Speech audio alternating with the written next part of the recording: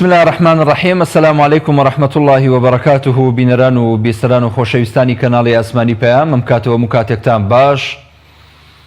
هیوادارم هەموولایەک ئاسوودە و ساغ و سەلامەت و دڵخۆش بن. هیوادارم هەموو هاوڵاتیان و هاونیشتمانیانی عزیزی هەرێمی کوردستان لە باری دەرونی باشدا بن.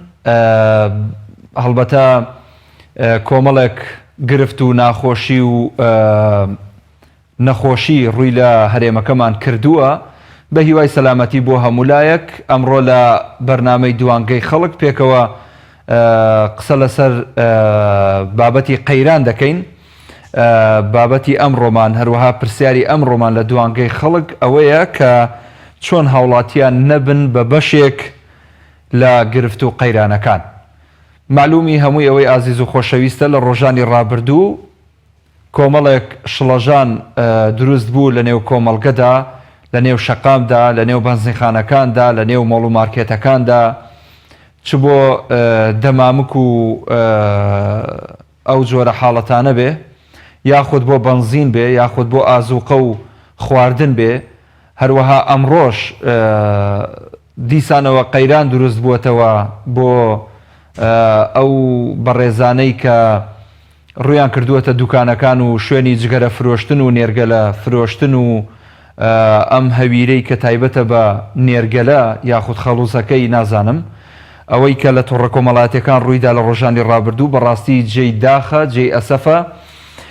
بۆیە هەمومان بەرپرسیارەتیەکەوێتە سەرشانمان بەرامبەر بەم قەیرانانەی کە دروست ئەبێ لە بچووکترین هاوڵاتیەوە تاوەکو گەورەترین دەستگای بەرپرسیار بەرامبەر بە دروستبوونی قەیرانەکان.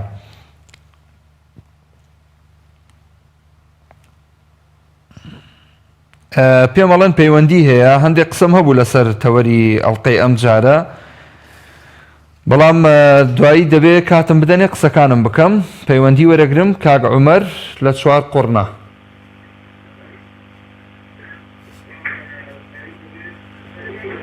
کاک عومەر بەڵێ. ئەو کاتت باش. هەموو کاتێکت باش، سپاس دەکەم. سپاسم بەڕێزی. وەرەکەمان لەسەر چییە؟ کاک عومەر دەڵێم چۆن هاوڵاتیان نەبنە بەشێک لە گرفت و قەیرانەکان. وڵای بەڵێ وڵای دا قەیرانەکان چییە؟ بڵێن خەڵک زۆربەی بۆ خۆی دروستی دەکەوە قەیرانە. بەڵێ بەڵێ وڵای دا قەیرانەکان خەڵک بۆ خۆی دروستی دەکە. ئێستا هەکەسم لێ مارکێتی دەڵێ بێت ڕۆژی با 1 ملیۆن و نیوم بەس چەتر و بڵێن برنج و ڕۆ فرۆشتووە. بای چەند؟ بای 1 ملیۆن و نیوی. بەڵێ فەرموو بەردەوام بە کاک عومەر. بای 1 ملیۆن و نیوی. ئەتوو فرۆشتوتە؟ نەخێرە منە فرۆشتە، بڵێم هەیە مارکێتی هەیە فرۆشتوتی. مارکێت هەیە فرۆشتێتی، 1 ملیۆن و نیو کاری بەخێرە، هیچ نییە. والله زیادی فرۆشە بەدەوەی من زانیم ئەوەندەی بەزەوانە زیادی فرۆشە دێ. بە تاکید وایە. بەڵێ سپاس کاک عومەر. بەڵێ بەڵای مامەستا ئەگەر دەرفەتم دەی. بەڵێ ئەگەر دەرفەتم دەی فەرموو بەردەوام بە بەردەوام بە. نەخۆشیە پێشەکی خەراب نێ، پێشەکی زۆر باشە لەبەرەوەی خۆی من نە مەعاشێ نە هیچێ نە ژیان هەیە، بەس بۆ دەبێ یەکجاری هەر هەموو لە کۆڵ بینەوە. ئەوها باشە. ئەرە وڵای بێزارین لەو کوردستانێکدا. بەڵێ سپاسە دەکەم کاک عومەر، دەست خۆش بۆ پەیوەندێکت. دەچمە لای کاک بورهان لە کەرکووک. کاک بورهان.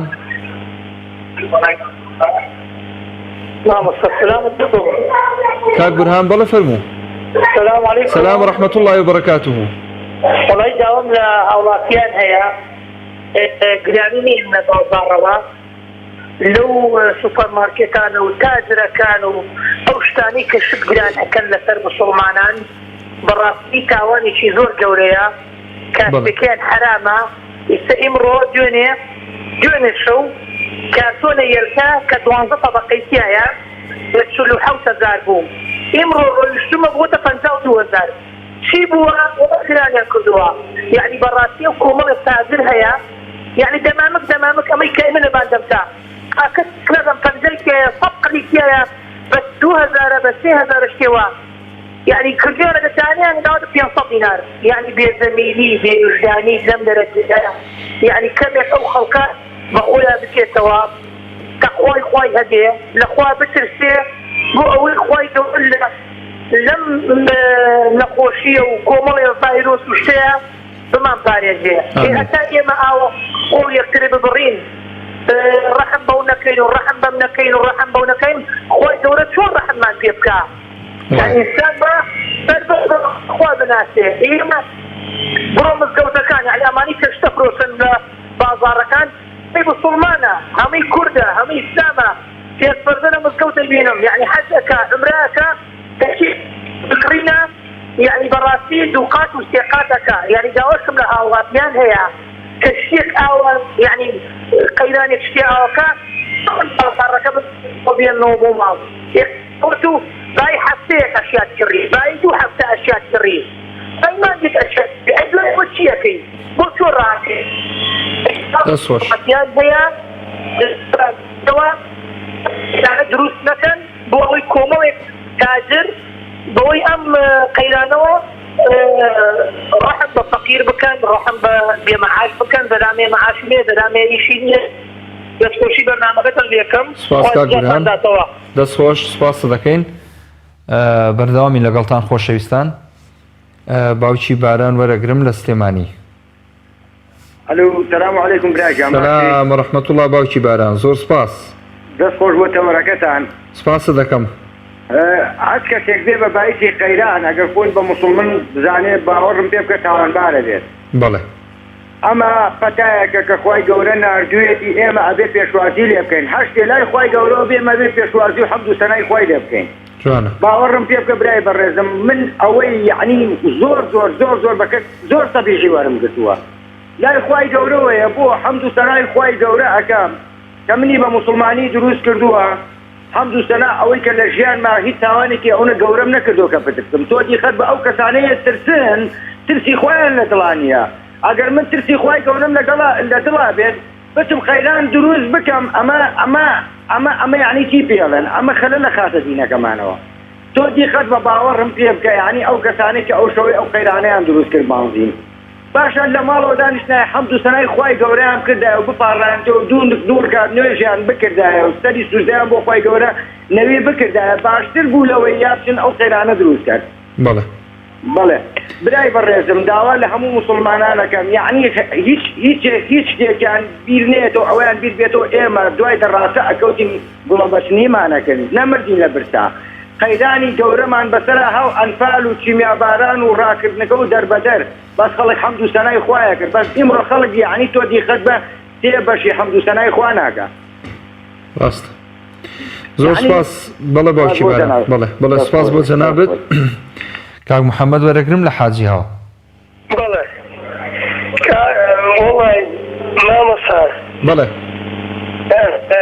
والله ئەوانەی ما قەت بەتەما کوردایەتیشتینی بەتەما ئیزباتیان قەت هەتا ئەماوی هیچ چاوەڕێیەکیان هەر بە تایبەتی ناو خۆشمان هەروایە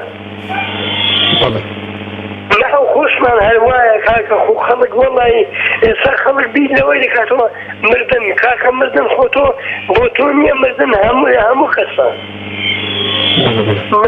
مردن لە هەموو کەسە بێگە دەکا کۆشتێ بۆ هەڵگری بڵە وەڵی دەمرم ئەتۆ هەر دێ بەدێیان یا ئەو بێ ئاسپەنگە بێ هەر زەمێک بێت وا دێ بمری ئەرە بەخۆی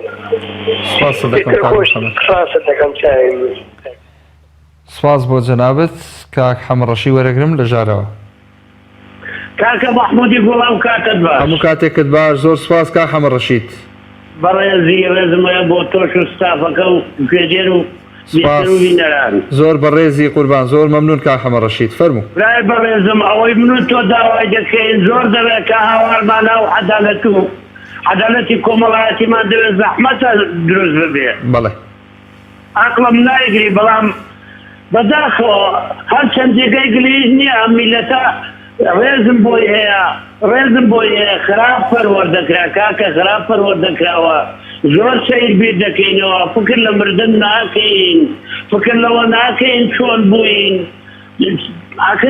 شڕێ وەڵاهی نازانم ئەم هەموو بەرچاوتەنجی و چاوشنۆکی و تەماحکاری و خۆ بە زۆرگرتن و ناڕەحەتی هەمووی دەگەڕێتەوە بەڕای من نازانم با زۆر بۆ نێو دەکەم هەڵ نەگەڕێن بۆ سەرێ بەڵام داوا لە میلەتی دەکەم کە هەر نەبێ بەدڵێکی سافەوە لەگەڵ یەکتر دڵێنەوە ناحەزمان زۆرن کاکە ناحەزمان زۆرن ئیقلیمی دەرەکی زلهێزەکان بۆ حاڵەیەوە کە کراوین بە 4 پارچە چمان بەزراتوە نەتەوەیەکی بندەست حسابمان بۆ دەکەن بۆ مەگەرە بەسخوا دروستی نەکردنە الحەسبولی لاوە ئەو دەردە هاتووە ئەبری خوایە ڕزای هاتەوە لەسەر سەرمان بەڵام خدا ئاگای لێ ئێستا مەترسی زیاتر دەکەم لە کۆرۆنای چاوشنۆکەکان ڕاستە ئەمانەی کە بازرگانی بە میلەتەوە دەکەن بەڵێ معلوم چ دەفەرمی تا جواب بدەمەوە نازانم بڵێم چی سپاس دەکەم کاک حەمڕەشید ئێمەش قسەمان لەسەر ئەوەیە کە دەبێ هاوڵاتیان بۆ خۆیان قەیران دروست نەکەن بۆ ئەوەی بەرۆکی خەڵکی تر نەگرن و بڵێن خەتای ئەو حکوومەتە و خەتای فڵانە و فیسارە کابرا بۆ خۆی سەرە نەگرێ بۆ بەنزین بەڕێزم هەر نمونەیەکی بەوەندەی دێنمەوە کاکە مەحموودیان تۆ لە ماڵە خۆتدا کۆک بە لە ناو ماڵی خۆت کۆک بە چێ زەفەرت پێدەبا ئەوەی کە بەسەرمان دێ هەمووی ناخۆکی ناو ماڵی خۆمانە کاکی بەڕێزم گرەی لە کەس بانەکەین وەڵا من گرەی لە کەس ناکەم دوو دەرگامان هەیە هاواڵەیە بەو لاولایاندا تێگەیشتی هەچی دێ زەفەرمان پێدەبا هەچی دێ بەو لاولایاندا پەرژ و بڵاومان دەکا و بێدەوارم یەک بگرینەوە بەدڵی سافۆ و ئیتر دەستخۆشی دێ کاک حەمڕەشید لە ژێراوە سپاس بۆ پەیوەندەکەت باوکی مسلیم لە چەمچەماڵ وەرەگرم بەڵێ باوکی مسلیم السلام عليكم سلام ورحمة الله سجان الخليل لا بقول لكم برين سپاس دەکەم خالی ڕازی بێ من خدمتها توريدات سيمولاكم كا قوربان توريكم على سيا تەوەرەکەمان ئەڵێن چۆن هاوڵاتی نەبنە بەشێک لە گرفت و قەیرانەکان والله بالتاكيد خوما ضروري خوما قلت قيرانكان باش چی بکەین بۆ ئەوەی خۆمان نەبین بۆ قەیرانە امام سجان او خلقي مكه زوافر كلاوه بروي تبي او خلقي كراك ابو مسكوت يسمى الخما جبر مسكوت دود قمعوا والله اولك خلقي مسلمان انت والله زورم في سيئه تتوقع الزرزم زوت هذه اجيبوا عمرها اجيبوا حد يتولخ عالم كراسله بل يعني اوي ناس انا ما خلقي موافر كذا انت لازم حزبنا ما انا اسير كذا لكن رجل حرمت مو حزب راسه كان والله في شيء جاب كردين تاذا الرجل ذاك تاع الناويه ما جوانا هر حل هذا تجيبوا حل هذا زمن أجر بابلين بريسي ما يكم هيا وانيا وازدو ما يكم كريك وقرنا ما تيجي ما لقي زوا لا شهر سرني بلام خوماني زوري كرنا خوماني دەستخۆش من دەستخۆشی بە زەناب دەکەم و تەوەرەکەم بەدڵ خۆشبێ مەمنونم سپاس بۆ تۆ باوکی ماکوان وەرەگرم لە بازیان السلام عليكم مامۆستا گیان سلام ورحمة الله وبركاته سڵاو خوای گەورە لێبێ سڵاو لە بەڕێستان لە تەوەرەکەت لە بەرنامە جوانەکە و لە کارمەندەکان هەر بژی قوربان سپاسە دەکەین فەرموو داینی بەڕێزی خۆزگە تەوەرەکە و بە شێوازی جگە بنووسێ مامۆستا گیان بمانوتیایە چی بنووسێ حکوومەت چۆن نەبێتەوەی بەشێ لە ئەم گرفت و قەیرانەی بڕە بۆ دەوڵەکەی کە دروستە بێت مامۆستای بەڕێز بە قەنەعەتی من هاوڵاتیان هیچ بەرژانی لەم قەیرانەکە دروست بووە بە هیچ شێوازێ بەڵێ لەبەرەوەی هاوڵاتی دینارێکی دەگرفانە نییە هاوڵاتی بڕیاردە نییە و کاربەدەستی نییە و هێزی چەکداریشی نییە برا شیرینم بەڵێ هەر قەیرانەکە دروستە بێ پارتیەکێکی لێ بەرپرسیارن بە دەرەجەی یەک اینجا حکومەتی هەرێ اینجا ئەو کابینەی کە شکستی خواردووە کنایە و کابینەی نۆ کە لە سەدەتای بامەشێ و بژاردنە شارەزیان پیاوێت کابینێنە و باشترین کابیناوێ برای بەڕێزمەت پرسیارێکە من لە بەڕێستان لە خەڵکی کوردستان لە کاربەدەستانی حکومەتی هەرێم لە هەرێمی کوردستان نەتوان پارێزگایە هیچ شتێک هەیە کە نەبێت دڵنیا بە هەموو شتێک هەیە نەوت غاز سوتەمەنی بەنزین خۆراک بە هەموو جۆرەکانەوە نیوەهات بە هەموو شێوازەکانەوە کەلوپەل بە شێوازێکی ساجی جیهانی عنی هەموو شێوازێکمانێ هەموو شتێکمانێ بەڵام قەیران بوونی نییە برای بەڕێزم ئەوەی کە قەیران بێ لە ناو هەرێمی کوردستان قەیران قەیرانی بێپیلانی بیعەقڵی خەڵکە برای بەڕێزم بێپیلانی حکومەتە خواردنەکەی ئێمەیە نەخۆشی کۆرۆنا دەستینەوە وەک شاری کوردستان چۆن بێکەرکوون برای بەڕێزم هەتا ئەم بەقەی ناتوانیوە ڕێگای قاچاق لە خەڵک بگرن ناتوانیوە ڕێگای بازرگانی خۆیان کە نەوتی دێ هەنارداکەن بۆ ماوەی هەفتەیە بیگرن ئەو تا نەخۆشە هێزاری لە کوردستانیان خوا برا هەموو خەڵک دەم من بەڵاو نەخۆشیە بە دوور بێ ئەگەر ئەم نەخۆشیە بگاتاری لە کوردستان دڵنیان کەسی دەرناچێ چونکە حکومەت توانای بەرەگاربوونەوەی نەخۆشی نییە توانای بچووتنی قەیرانی نییە برای بەڕێزم دەستخۆشی تەوەرەکە لێکە سپاس دەکەم باوکی ماکوان لە هەموو ڕێگەوە سپاس باوکی ماکوان سپاس لە بازیانەوە کاک یەحیا وەرەگرم لە گوێر باشی بجێ باشی کاک یەحیا سپاس. الحەمدولillah کارێکتان لەسەر چون برا دەڵێن ئەتووی هاوڵاتی یان هاوڵاتیان چۆن نەبنە بەشێک لە گرفت و قەیرانەکان؟ وڵا گەرجێ نەبن بە حکومەتە لە دینەڕن گرفتەکەمان چارەسەر دەبن بەس نییە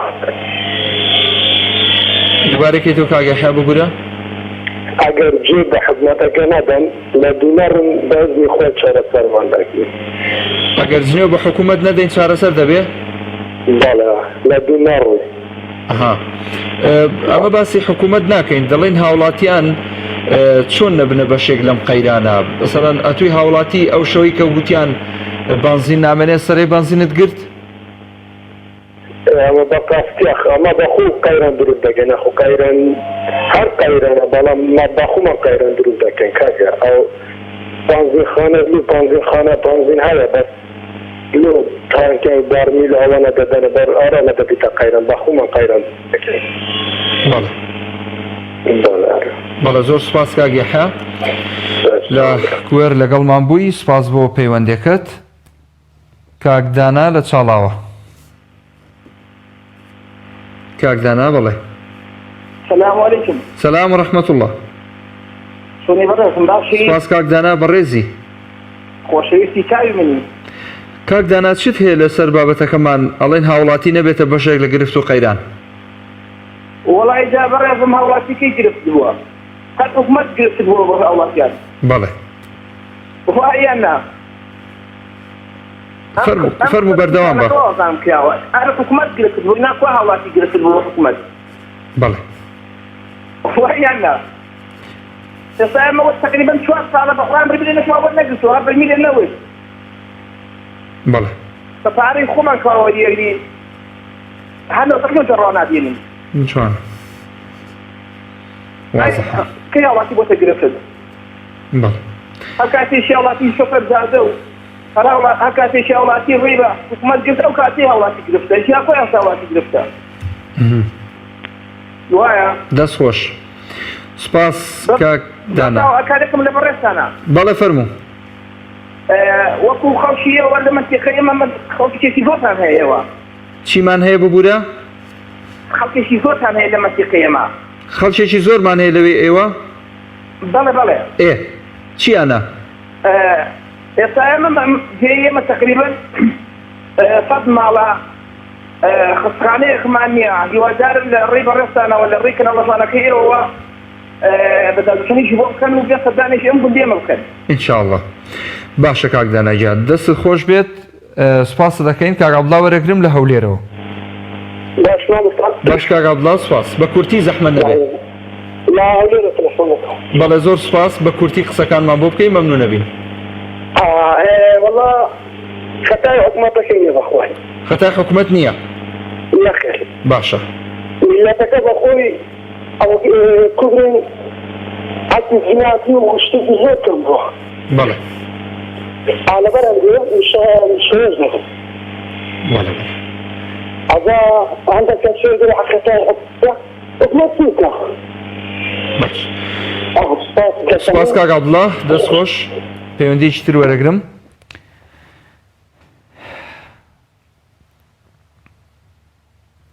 خۆشەویستان دیارە هەندێک لە هاوڵاتیان پێیان وایە کە ئەم قەیرانە خەتای حکوومەتە هەندێکیش پێیان وایە کە خەتای حکوومەت نییە و هەندێک لەو بەڕێزانە پێیان وایە کە ئەگەر لە حاڵەتێکدا ئەم پەتایە خوا نەخواستە ڕوبەڕووی خەڵک بووەوە حکوومەت هیچ ڕێگەچارێکی بۆ هاوڵاتیان نییە و هاوڵاتیان تیا دەچن. ئێمە دەڵێن هەمیشە ورەتان بەرز بێ بەرامبەر بە نەخۆشی بە قەیران دڵنیا بن لەوەی کە حکوومەت هەرگیز هاوکار نابێ بۆ چارەسەرکردنی قەیرانەکان لەو شتە دڵنیا بن لەبەرەوەی حکوومەت قەیران بە قەیران ئەسپێرێ واتە تا قەیران هەبێ لە کوردستان تا ئەزمە و کێشە و مەشاکیل هەبێ لە کوردستان تا خەڵکی مەشغوڵ بن بە هەندێک بابەتی لاوەچی حکوومەت ئاسوودەیە گرفتی نییە و بیر لە هاوڵاتیان بە شێوازێک لە شێوازەکان ناکاتەوە.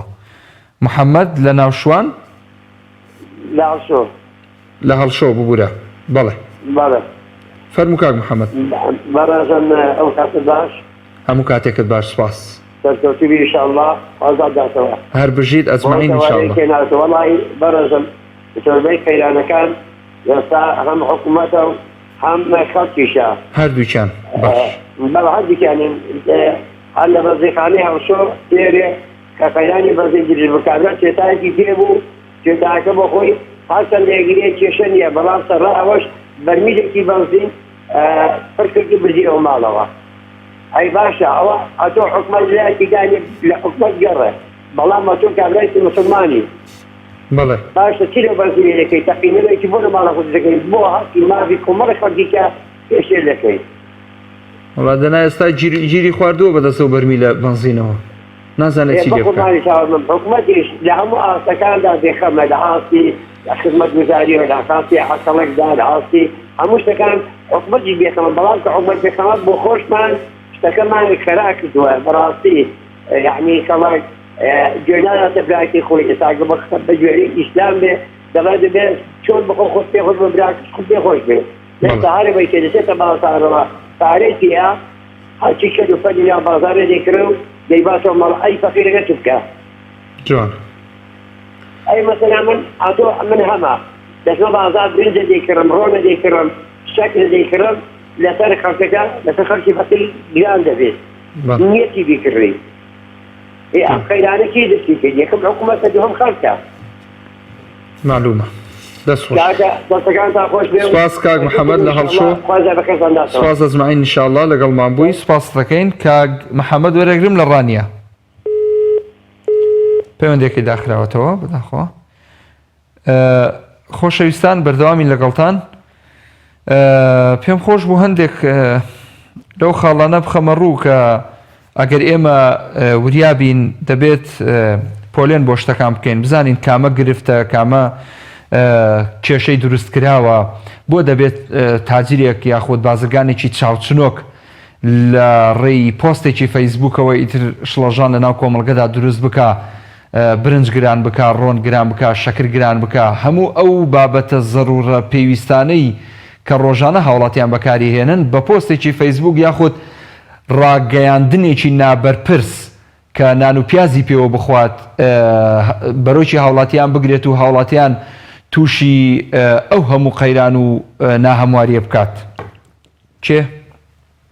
خالید لە سلێمانی بەڵێ کاک خالید السلام عليكم. سلام ورحمة الله. شوني براي برز. سپاس کاک خالید زۆر بەڕێزی. شاوی منی بەنسبەت تەوەری بەرنامەکەتەوە وەبزانم باسی گرفت و قەیرانەکات وەنیا؟ بەڵێ بەڵێ بەڵێ. برای بەڕێزم خۆی بەنسبەت گرفت و قەیرانەوە ڕاستە حکومەتەکە با بڵێن گەندەڵە مەسەلەن زۆربەی قەیرانەکانی خۆڵقانووە بۆ ئەم خەڵکە بەڵام لەگەڵ ئەوەش ینی خەڵکەکە خۆشی بەشی زۆری قەیرانەکان دروست دەکات. جوان. هەر ڕۆژە و سەرە بۆ شتێکەگرێ ڕۆژێ مثلەن سەرە بۆ دەمانکەگرێ ڕۆژێ سەرە بۆ بەنزینەگرێ یعنی مثلەن لەم شانەی ڕابردووە کازمەی بەنزینەکە دروست بووە مثلەن ئەو خەڵکانی کە لێوە چاوسۆسیان لەگەڵا کراوە خۆشیان نازان کێشەکە چییە مثلەن خەڵک هەبووە هاتووە لە باتی دەبە بەرمیلی پڕ کردووە باشە ینی تۆ بەرمیلێک بەنزین لە ماڵەوەدا ئەنێ وەڵی ما هەل لە ڕووی مثلەن چۆن هەڵێ لە ڕووی ئاگرکەوتنەوە لە ڕووی هەر بۆمبێکی تەوقیت کراوە لە بەرمیلە بەنزین لە ماڵەوەدا بنێ بۆمبێکی تەوقیت کراوە بەڵێ بێگومان هەروکو بۆمبێکی تەوقیت کراوە ئەنجا بەنسبەت مثلەن بەفیترینشی سەرەکەی بۆ ئەم نەخۆشی کە بڵاو بۆتەوە دەمام بکە ینی بڕام پێ بکەن من برادێکم هەبوو بۆ شتێکی زۆر سەیری بۆ ژێڕام وتی مامم 6 کارتۆن دەمامکی هەبووە لە ماڵەوە بڕام پێ بکە 2 ساڵە دایناوە هەموو کارتۆنێک 40,000 پیا بوو ینی نافرۆشەوەی هاتە بوو خەریب و کارتۆن دەمامکەکان فڕەیە وتی بڕام پێ بکە لەم فترەی پێشوا کازمەی قەیرانی دەمامکەکە دروست بوو هەر کارتۆنیشی هێنا بۆ دەرەوە ینی کارتۆنیا بۆ 250,000 یعنی ماخۆ لە تۆ بە 6 کارتۆن دەمام 1,9 ملیۆن دینار دەست پێ یعنی مە وەرە بزانێ لە کارتۆنی بە 40,000 چەندی خێر کردووە قڕت بەسەر میلەت ئەی باشە من بڕام پێ بکە برای بەڕێزم یعنی خۆم لە بازار ئیش ئەکەم یعنی دوێنێ و پێرێ دەمامچیان هێناوە بۆ بازار چوادانە بازار نەبن لەم کڕیوە وای ئەیتر ینی پێویستە ینی خەڵکی ئێمە تۆزێ ڕۆشن بێتتر بیر کاتەوە تۆزێ مثلا عقلی فراوانتر تا لەگەڵ ڕێزما یعنی شتەکە هەندێک شت هەیە یعنی ئەوە نایێنێت تۆ بچی قەیرانی بۆ دروستکەی سەرەی بۆ بگری ینی شتێک نییە بڵێ نامێنێ ڕاست يعني شلون علي مثلا نيمه خومان بتسي خومان هندي اللي قيران كان هي دروس لكن بيوسا يعني مثلا قرفتك ابو شويه واي نبيني كزور كخالد شكواني يعني كخالد هربو معلوماتت امرو قيراني نبوني بابتكاني نيرجل دروس بو لە هەرێم بۆ معلوماتت يعني ئەوەی کە حکوومەت بڕیاری داوە کافتریاکان دابخات ئێستا قەیرانی نەبوونی شتومەکی نێرگەلەیە بەڵێ بەتایکی دوای ئەوەش دەن يعني لە هەموو قەیرانێکە کۆمەڵی خەڵک هەیە مستەفید دەبێ لێ لەگەڵ ڕێزمانی خەڵک باشتر وایە تۆزێ فراوانتر بیر بکاتەوە يعني شتەکە بۆ شێوەی نێت و هەشتێک لە بازاڕەکەم بۆ چی پەلاماری بێت و بە جملەیەکی زۆر بیکڕی دوای شتەکە لە بازاڕان دیسان بێتەوە بێ ئاستی هۆشیاری خەڵک زۆر گرنگە دەبێت خەڵکی هۆشیار بن سپاس دەکەم کاک خالید سپاس بۆ پەیوەندێکت هەر بژیت کاک ڕێبوار وەرەگرم لە کەرکووکەوە سلااو لێ بێ کاک ڕێبوار باشی سلااو لێ بەڕێزی دەستخۆشی بەراوەکەشت لەکەم سەبارەت بە تەوەرەکەتان بەڕاستی بۆ کۆمەڵێک بۆ کار دەگەڕێتەوە یەکەم شت یەکەم هۆکاریان نەبوونی وەشیاری خەڵکە ینی هاوڵاتیان ئێمە بینین لەوانەیە بە ڕیکلامێکی بە قسەیەکی هاوڕێیەکی بە قسەیەکی پێیجێک ئیتر باوەڕەکات و هەر کاتێک با بڵێن شتێکی لەو جۆرەی بێت بۆ نمونە قەیرانەکەی بەنزین ئیتر باوەڕەکات ئازمە دروستە بێت و یعنی کۆمەلگان بەڕاستی دەورێکی زۆری هەیە ینی بۆ نمونە کابرا ئەبینێت لە مەتیقەیەکە ئەزمەیە ئیتر هەموو کورد ڕووی تێکات ئەوە یەکیان ئەوەی تریشان قەیرانەی با بڵێن کاتێک هاوڵاتیانە بنە بەشێک لە گرفتەکان نەبوونی متمانەیە لەلایە بوونی متمانەی هاوڵاتیانە بە حکوومەت چونکە بەڕاستی خەڵکنا حەقی نییە ئەمە کات ئەگەر دوو بۆ نمونە حدودی ئێرانمان لێ بگیرێ حدودی تورکیانمان لێ بگیرێ بڕوا بکە بەماوەی یعنی بازرگانەکانشمان تیجارەکانمان بێژان بەماوەی هەفتەیەکەگا حدودانە بگیرێ ئیترەگە ساڵایەکە 10,000 بێت 100,000 ئەو کات هەموو کەس ناتوانێت بە ئاسانی ینی بە شێوەیەکی ئاسایی بۆی دابی کریپشتانە بێت کۆمەڵێک هۆکاری زۆر هەن بەڕاستی کاتیانەوێت تا ئەم هۆکارانە سپاسانەکەم دەستخۆش سپاس کاک ڕێبوار بێستون لە پیرەمەگرون وەرەگرم ئەم کاتە دوار برازم هەموو کاتێکت کاک بێستون باشی برای بەڕێز باشی سپاس وەڵای بۆ قەزە قەیران و سوید یەک قەیران لە گۆڕێنەوە ئێستا ئەمە موسە خۆینەوە 45 موسە نازوە ئەوە پێ قەیرانی بەڵێ قەزە گرانی بازار وایە خەڵک گرانی دروست دەکات وەڵای یەک کێشەنە شت وەکی خۆڵێ وایە بەس شەکە چاولێکەکە تۆی کە بەریوان ڕات جوان ئێستا بۆ نمونە ئەڵەن دەماوەکو ئەممانە وەڵای ئەوە شێشەوە وەکیەوە کەناڵش مسلما وەڵای من بۆ خۆم سیقان بەڵ سێ هات نییە بەو دەردی وەنیە هەتی کاک بێستون ئێستا قەیرانی چییە لە پیرەمەگرون وەڵای تو لەخوا بەزێنێستا قەیرانی یەک شتێکی نەما تۆزەینی بازینی دروست بوو سپرەویشیش نەبوو کاتی بەڵێ یەک کێشەنێ لەخوا زیاجە لەڕووی جادەوانەکان وڵای جادەوان هیچی باڕ نێ کۆڵانەکان فەڕەکان هیچی نەوەڵای لەو بەڵێ زۆر سپاس کاک بێستون لە پیرەمەگرونەوە لەگەڵمان بوویت سپاس بۆ پێوەندەکەت باوکی زەمەن لە هەولێر بەڵێ باوکی زەمەن فەرموو السلام علیکم سەلام و ڕەحمەت الله باش قوربان باشی باوکی زەمان سپاس دەکەم دادماتەکەم بەڵێ زەمەن درێژتان بەڵێ باوکی زەمان قسە چییە لەسەر دروستبوونی قەیران لەلایەن هاوڵاتیانەوە بەڕاستی قەیران هەمووی مانەیە بە حکومەت بەخۆی هەموو بەرپرسەکانەوە هەمووی کارەکان پێکەوە شەریکن ئەگەر پێت و یەک مسقال ئەوە بژیرێ هەموو ئەو ئەستاکانی بەسەری فەقیرەکە من دەکاتیان لێیە هەزاری بیگەتە هەزار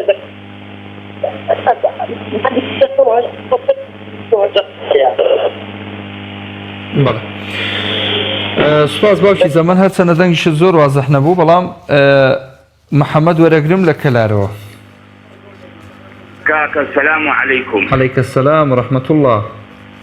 والله أما هم مسؤولان وكنا بنزين معنا بيشوك خمويا شريكا لبرو جراني كان لسر خلق جايكا أمانة حكومتني والله من يكنين انت يا ولدي حكومت كم حكومت ريدوبان ما ترجوانا كاكا معنا حكومتني براعة زكام بامن دوشتي بيبلين من معملية مهاود لإيران والليلة معملية كان قد صبنا فالإشي تياكل والله أمنا ويا خوارق كاريان تياكل أما مسؤوليات تياكل نخالة رايكل أمانة حكومتني برام بودي فان خويانا كاكا برا عزيزكم شاور راسكم كاما حكومت سرقوا بانكت فريس خان جعداني فريسان حقيق شطق وفنجان مليون واردي هي بوتا سرقوا بانكت فريس خان كبراكم كاما حكومت والله بيجا تسفايق وإباب الريولك العم حكمة كام حكمة ريبا بانا ما فرجوانا كل كاتب يعني أمانة يعني يخل قفوتي يعني يخل ودوايا نبيت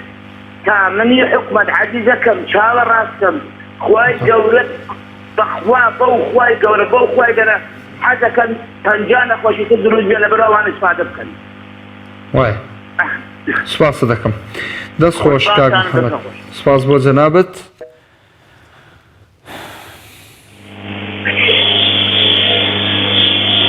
هەولێرەوە چێمان لەگەڵا ئاراس وەڵە کاگەراس سپاس کاگەراس فەرموو.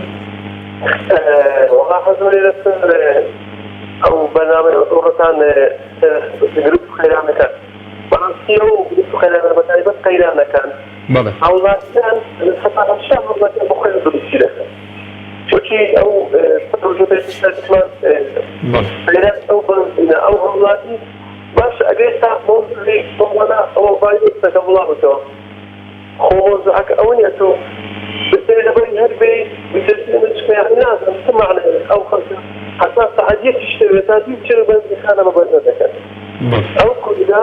أو كذا لحموش ده بخوي قلت تدرسك بخوي سيدانا كدرسك حكومتيش حكومتي للزربي وطاكان حاجة درسك عن وكالة براسي بخوة من خلقك كيها لأنه گرفتەکان يعني بخۆن گرفتەکەین بەماکسی جوان دەست خۆش کاگەراس سپاس لە هەولێرەوە لەگەڵمان بووی.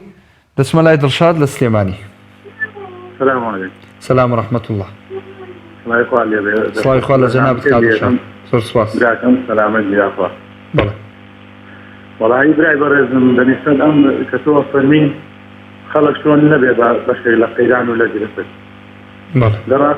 لە ڕاستیا ئێمە با وازەوە بینین کە حکومەت ئەوە جگە لەوەی کە حکومەت بۆ شێوەیە قەیران و ئەوشانەیە ڕۆژ لەسەر ڕۆژ دروستیەکە بەڵام لەوەی ڕاستی بێ خەڵکیش بەشێکە لەوە هەروەکەوەی کە لەم چەند شەوەی ڕابردووە هەمومان بینیمان خەڵکێکە بوو ئەسووە سەری بەنزینەوە خەڵکێکە بوو سێرەکەی ئەسوێت سەجەلێ دەمامت نامە یعنی ئەمانە هەمووی خەڵکیش بەشێکە لەوە بەڕاستی چەنە حکومەت لەوەیە مقەسرە و کەم تەرخەمە خەڵکەکەس بۆ شێوەیە. بەڵێ جای تر هیوادارم خەڵکێک یعنی مزایدە نەکا بە پێشتەوە یا با بڵێ خۆرشکاری نەکات چونکە بەڕاستی ئەوەش خۆی بۆ خۆی هەر لە دینی ئیسلامە خۆرشکاری حرامە سەکارداتوە بەرمیلێکی بردۆختر بچی سیارەکە و بەنزینی پڕ کردووە بۆ ئەمە یعنی خۆی بۆ خۆی ئەوە سەر گوناحە. بەڵێ بەڵێ جا دەستخۆشی جەنابەکەم و سپاس بۆ بەرنامەکەش بەڕاستی جێگەی سوودی هەموو لایەک ئینشەڵڵا خەڵک نەچێت بەڕێز. سپاس دەکەم سپاس مەمنون کاک دڵشاد هەر بەشید دەست خۆش. کاک عامر وەرەگرم لە هەریر.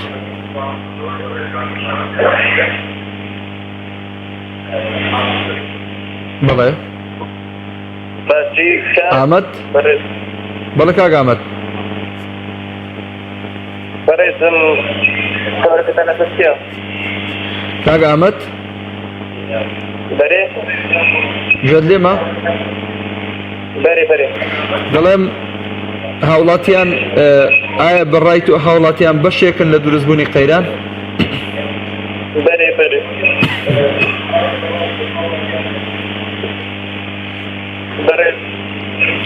فەرموو قسەی خۆت بکە کاک ئەحمەد. بەڕاستی ئەو میلەتە هەموو هۆکاری سەرەکیێ لە ئەوەی قەیران دروستی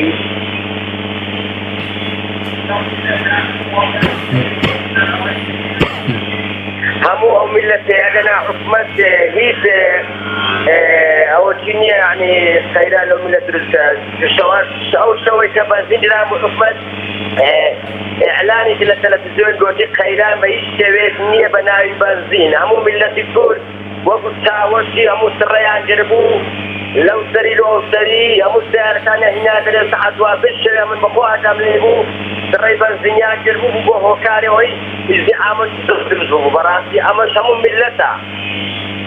بەڵێ بەڵێ دەست خۆش کاک ئەحمەد.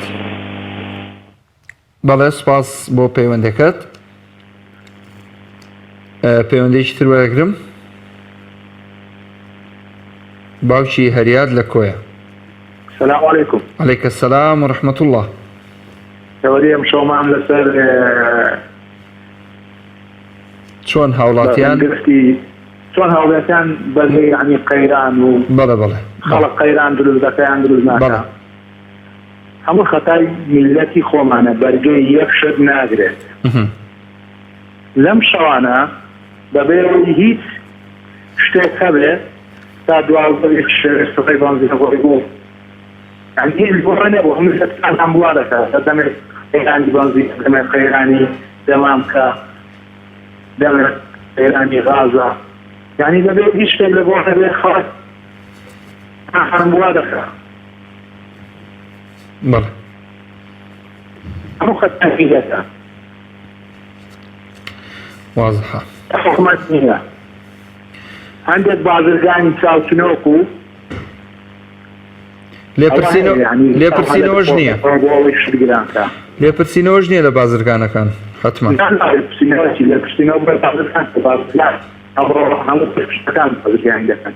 جوان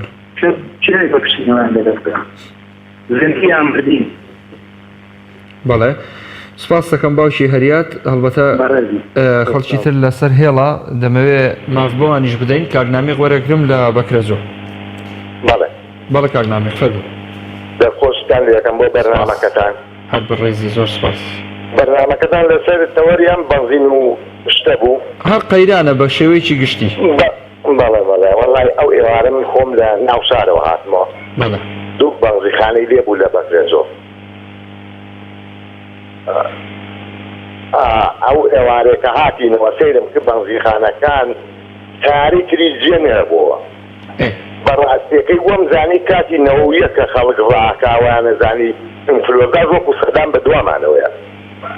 بەڵام ئەو خەڵکە هەر هەمووی ڕوو ناکاتە بەرنامەکەی خوا بەرنامەی قورئان ئیمانی بەشتە ئاینەکان نەماوە هەرچی شتێکمان بەسەر بێت خەتای میلەتەکەیە.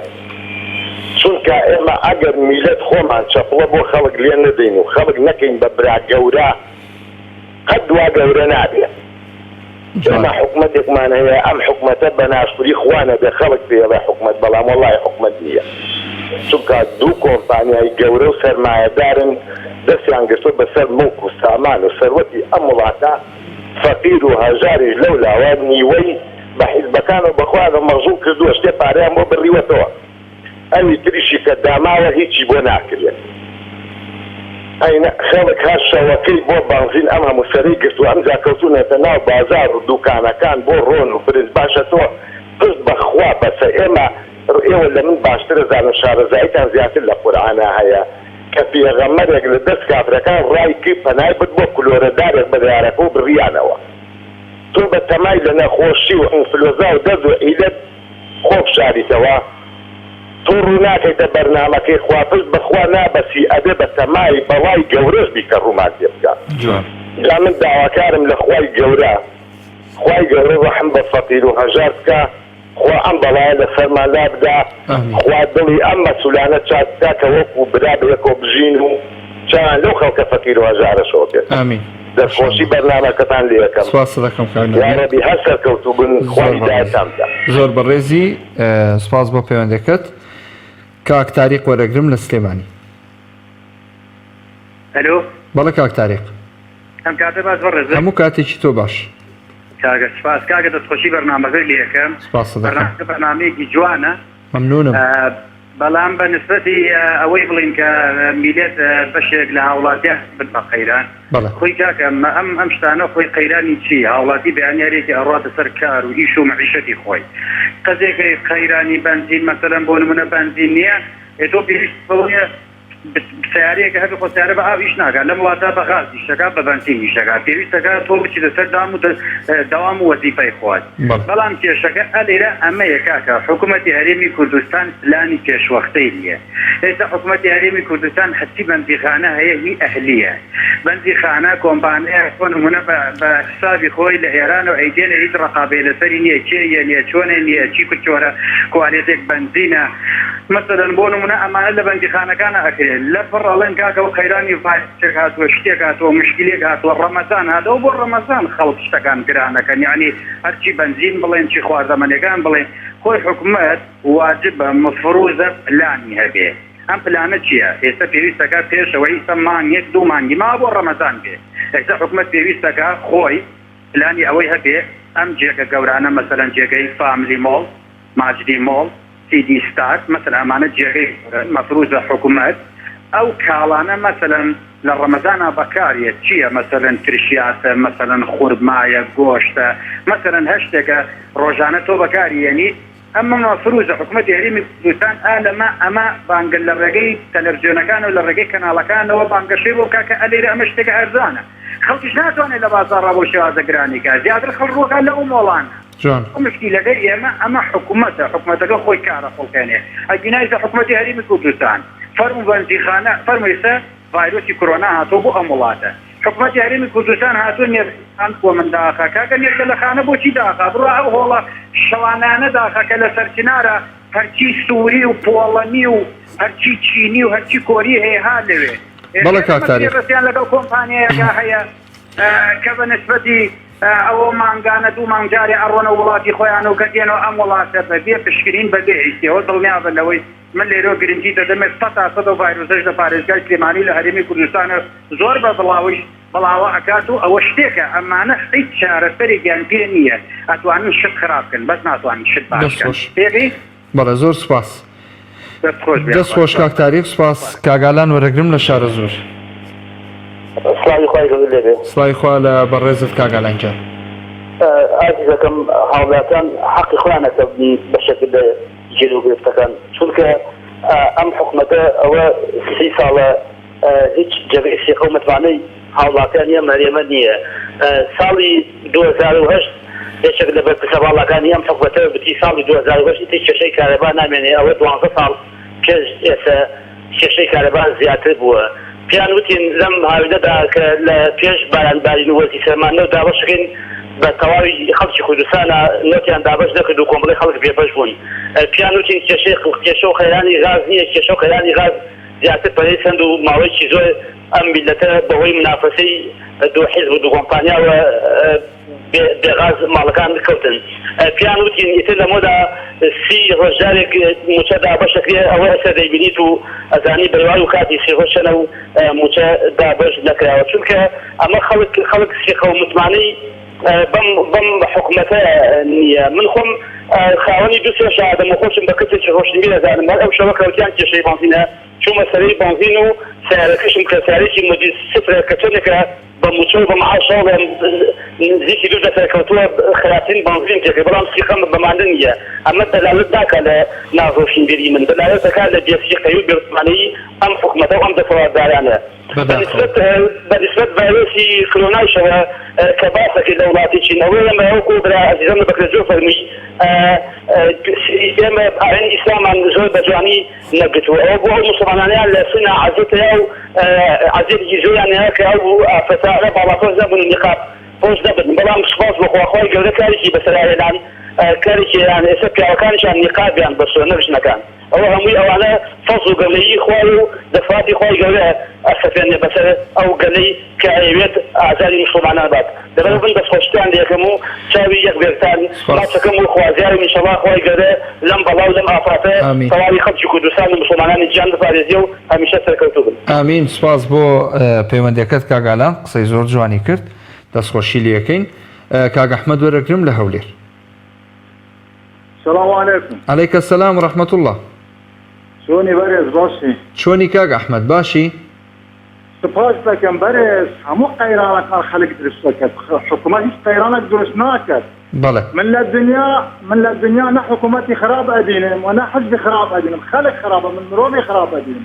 هەموو خەتای خۆی مرۆڤەکانن. بەڵێ.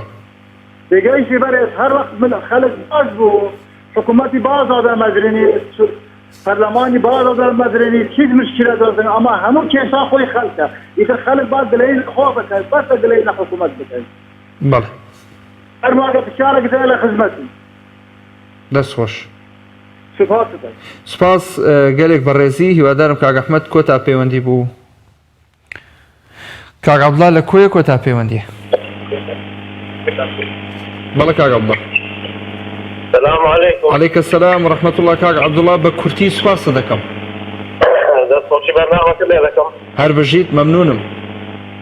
وەڵا کاکە من وەک ئەو برادرەی پێش ئەوە پێش ئەوەی پێشووتر قسەکانی زۆر جوان و دەستخۆشی لێ دەکەم. بەڕاستی ئەو حکوومەتە دێ ئەوە نییە سیقەی پێ بکەیت. لەبەر ئەوەی هەرچی سیقەی پێ بکا وەکو وان جێلە. ئەو حکوومەتە یعنی بەجێلی خۆی داوەتێ بەرێ کە نابەستی قەش پێ بکەیت لەبەر ئەوەی بۆ خۆی خەیران لەسە قەیران دروستی دە. ئەدا هیوادارم ئینشەڵڵا ئەو دەژنێتە کوردستان ئەگەر هاتیش ئینشەڵڵا بەس ئەو گەورەکان ئینشەڵڵا توش دەبن. خەڵکی فەقیر توش نابێ ئینشەڵڵا. ئینشەڵڵا بەس خەڵکی سەرنجەکان توش دەبن. دەستخۆشی بەردامەکەتان لێ دەکەم. سپاس دەکەم کاک عەبدوڵڵا، دەستخۆشی بۆ بەڕێزت. خۆشەویستان، دەمەوێت شتێک بەبیری هاوڵاتیان بێنمەوە لە کۆتایی ئەڵقەی ئەم جارەی دوانگەی خەڵک. خوای گەورە لە قورئانی پیرۆز لە ئایەتی ژمارە 12 سوورەتی ئیبراهیم ئەفەرمێت: بسم الله الرحمن الرحيم وما لنا ألا نتوكل على الله وقد هدانا سبلنا. ئەوە ئێمە بۆ تەوەکول بەخوا نەکەین لە کاتێکدا ڕێگەکەی بۆ ڕۆشنا کردوین و ئەزانین ئەو ڕێگەیە چەند ڕێگەیەکی پاک و بێگەردە. دواتر فەرمێوە لەنەصبرن على ما ئاذەیتمونا. جا هەر کەسێک زەرەر و زیانێک بە هاوڵاتیان بگێنێ، چ تاجیر بێ، چ مەسئول بێ، چ باڵادەست بێ، هەر کەسێک بێ کە زەرەرێک زیانێک بەر هاوڵاتیان بگێنێ، ئازێتیان بدا، لەسەرێ بەنزین ڕایان کرێ، بە پۆستێکی فەیسبوک دەرونی خەڵک بشێوێنێ، لەسەر نەخۆشی کۆرۆنا شتی نادروست و ناتەندروست بڵاو بکاتەوە، جا هەر کەناڵێکی ڕاگەیاندنیش بێ، هەر کەسێک بێ ناونیشانەکەی هەرچیەک بێ، خوای گەورە خۆی فەرموویەتی ئێوە ئارام بگرن بەرامبەر ئەو ناعەدالەتەی دەرهەق بە ئێوە ئەکرێ، وەلەنەصبرن على ما ئاذەیتمونا وعلى الله فليتوكل المتوكلون. ئێمەی مسلمان تەنها تەوەکولمان بەخوای پەروەردگار هەیە و ئێعتیماد ناکەینە سەر هیچ کەسێک، هیچ کەسایەتیەک، هیچ حکوومەتێک، هیچ کەسێکی کار بەدەست و باڵا بەدەست. بۆیە ڕووبکەنە خوای گەورە، دوعا زۆر بکەن، نەخۆشی کۆرۆنا وەکو هەر پەتایەکی تر، وەکو هەر عیلەت و تاعونێکی تر ساڵەهای ساڵە ڕووی لە خەڵکی مسلمان کردووە. گرنگەوەی ئێمە تا چەند بتوانین ڕوبەڕووی ببینەوە و من ئەمەوێ شاهیدیەک بدەم لێرەوە بۆ تەواوی بینەر و بیسەرە خۆشەویستەکانی کەناڵی ئاسمانی پەیام کە کەناڵی ئاسمانی پەیام هەمیشە ڕاستی وێنە وشە و ڕاستگۆیی خۆی لەدەست نەداوە بۆ هیچ قەیرانێک، بۆ هیچ بابەتێک، هیچ هەواڵێکی درۆینەی تا ئەم ساتە وەختە بڵاو نەکردوێتەوە. سپاس بۆخوا هەمیشە لە بەرەی خەڵک و لە خزمەتی خەڵکدا بووە بۆ ئەوەی زۆرترین زانیاری بەسوود و ڕاست و تەندروست و دروست بگەێنێ بێەوەی ئازیز و خۆشەویست. تا ئەڵقەیەکی تری دوانگەی خەڵک سوپاسی تەواوی هاوکارانم ئەەکەم کە لە بەڕێوەچوونی بەرنامەکە ماندوو ئەبن. سپاس بۆ ئێوەی بینەر و خۆشەویستیش. تا ئەڵقەیەکی تر بەخواتان ئەسپێرم. ئەسەلام عەلەیکوم وەڕەحمەتوڵڵاهی وبەرەکاتوه.